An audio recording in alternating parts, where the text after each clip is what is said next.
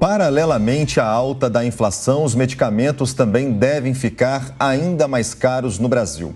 Mas quem sofre mais com isso é a população de baixa renda, principalmente aqueles que fazem uso contínuo de medicação e que remanejam também os recursos para darem sequência ao tratamento. Sobre isso, conversamos agora com um membro do Comitê Internacional de Aliança, o professor Leopoldo Veras. Professor, seja muito bem-vindo ao Jornal da Manhã da Jovem Pan. A pergunta que eu faço para o senhor é a seguinte: essa alta nos preços dos medicamentos, essa alta já estava prevista ou não estava prevista? E como que a população reagiu?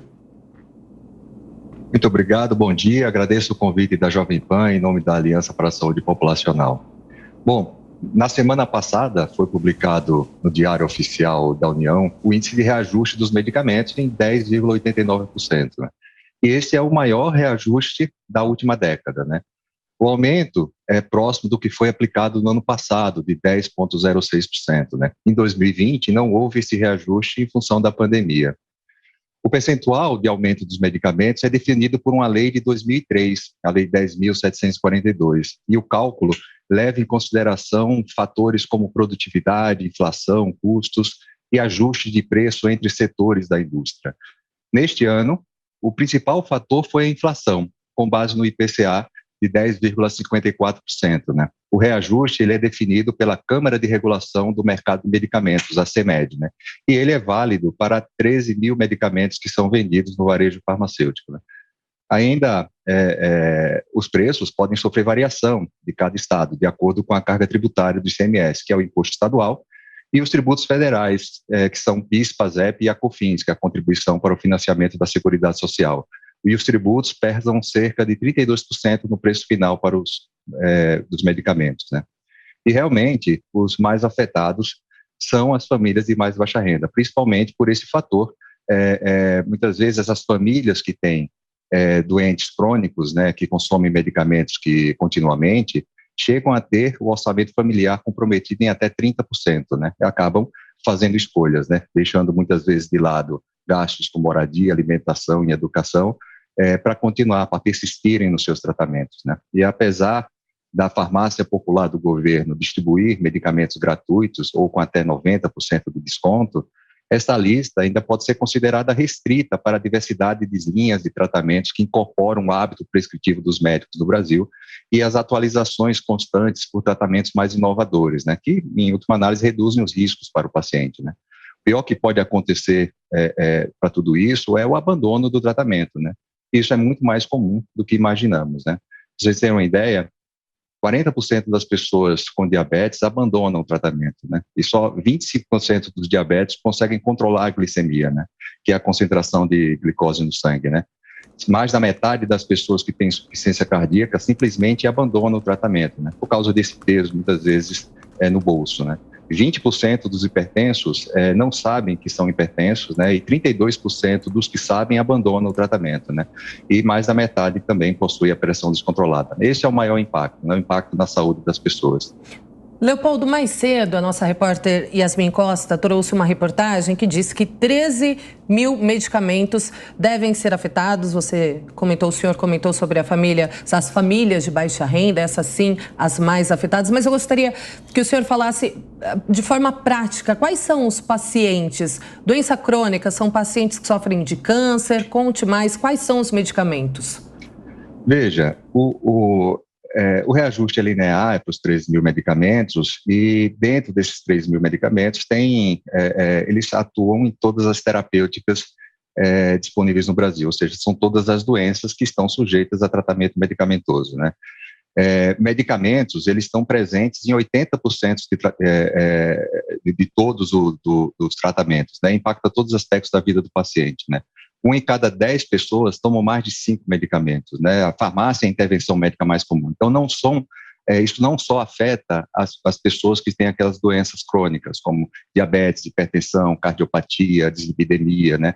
Mas sim que também precisa de um medicamento de uso agudo, né? Um antitérmico, um antibiótico, um medicamento para tratar alguma doença aguda também. Então, não só para os doentes crônicos, mas também para qualquer intervenção que faça uso de medicamento, né?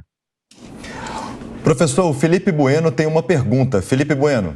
Professor, muito bom dia. Temos um problema difícil, uma equação, e aí acho que a palavra equação cabe, né? Muito difícil de resolver, porque, como o senhor até passou por esse tema, os medicamentos, inclusive, especialmente, aliás, os de tratamentos de doenças mais complexas, têm na sua composição, né, ingredientes, podemos dizer assim, muito popularmente, né, mais caros, né? Esses componentes estão sujeitos aos preços internacionais e as vendas dos medicamentos acabam, de certa maneira, subsidiando as pesquisas dos próprios laboratórios para a evolução, né, dos tratamentos dessas doenças, né? E, como a gente já colocou aqui, obviamente esses preços sobem e prejudicam mais quem tem menos dinheiro. Agora, qual seria uma solução para tentar resolver ou reduzir o impacto desse problema? Vou fazer um paralelismo aqui que pode parecer absurdo para alguns, mas é só a título da gente raciocinar um pouco, né? Fala-se muito agora, né, em um fundo para estabilização dos preços dos combustíveis. O petróleo, e de modo geral, ou, né, só a gasolina, ou só o diesel, ou só o gás de cozinha, que afeta ainda mais os pobres. A mão do governo, de alguma forma, para além do que já faz, seria viável nesse caso, ou a gente só estaria empurrando o problema com a barriga? Muito, muito pertinente a sua colocação, até porque a história da assistência farmacêutica aqui no Brasil ganhou caminhos diferentes quando a gente compara com o sistema de saúde como a Inglaterra, Canadá, Estados Unidos, por exemplo, né? Nesses países, o peso da conta dos remédios para os pacientes ele é reduzido por subsídios de fontes privadas e públicas, né, aliviando o bolso do consumidor final. Assim, as negociações com as indústrias são mais fortes porque o governo e os planos de saúde fazem esse papel para proteger o consumidor final e retirar totalmente ou em parte o peso do orçamento familiar. Esta postura tem uma razão muito óbvia, né? O acesso aos tratamentos medicamentosos reduz agravos de doenças e risco para a população. Empresas conhecidas como operadoras de planos de medicamento, ou PBM, como são conhecidas nos Estados Unidos, surgiram no final da década de 60, né? Como facilitadoras na aquisição de medicamentos, integrando operadoras de saúde, varejo farmacêutica, governo, indústria farmacêutica e os beneficiários, né? No entanto, a legislação brasileira nunca incorporou como obrigatória, por exemplo, a cobertura de remédios de farmácia para os beneficiários de planos de saúde no Brasil.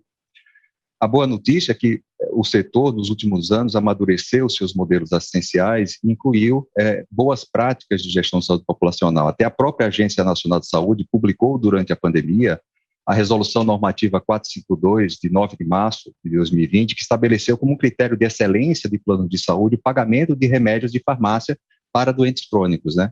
Mas, como não é obrigatório, e os consumidores muitas vezes não conseguem distinguir a qualidade assistencial de um plano em relação ao outro, poucas operadoras adotaram, né?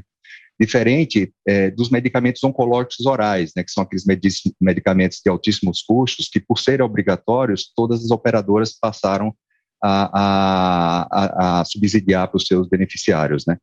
No entanto, a gente sabe que no Brasil nem todo mundo tem acesso a emprego formal, só 1/4 da população tem planos de saúde, né? E tudo cai, e 3/4 da população acaba dependendo única e exclusivamente do SUS, né? E a lista do SUS acaba sendo restrita para a maior parte das necessidades do brasileiro, né? Nós conversamos com o professor Leopoldo Veras, membro do Comitê Técnico da Aliança para a Saúde Populacional. Professor, muito obrigado pela participação aqui no Jornal da Manhã. Eu que agradeço. Muito obrigado, bom dia.